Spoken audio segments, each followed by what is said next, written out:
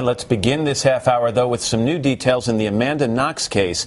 Italy's top court with some very strong words to explain its decision to order a retrial. NBC's Michelle Kosinski is in London. Michelle, good morning to you.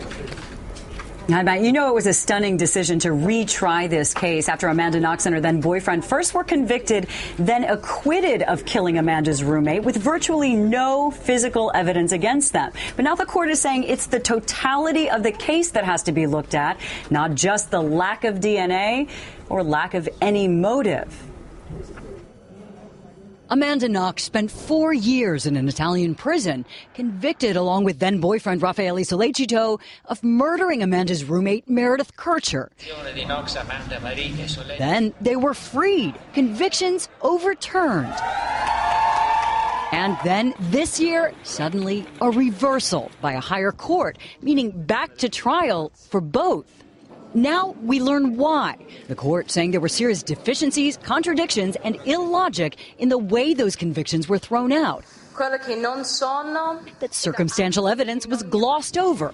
For example, that Amanda originally blamed another man for the crime, originally said she pictured herself in the kitchen that night, covering her ears from Meredith's screams, and that the court should have taken into account that this might have been some kind of sex game with multiple people, which was particularly surprising in this explanation, since at trial, prosecutors didn't even use that scenario as a possibility.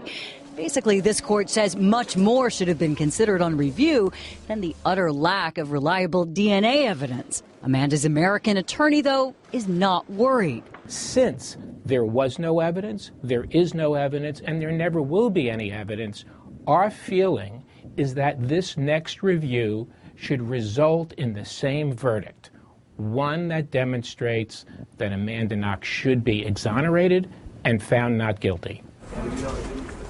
And Amanda has said that police pressured her into giving those early statements in question, although now she does not have to go back to Italy for trial. She could be tried in absentia. And, you know, it seems with all the twists and turns in this case, the one thing we can be assured of is that it will take a very long time. Matt? All right, Michelle Kosinski in London. Michelle, thanks very much.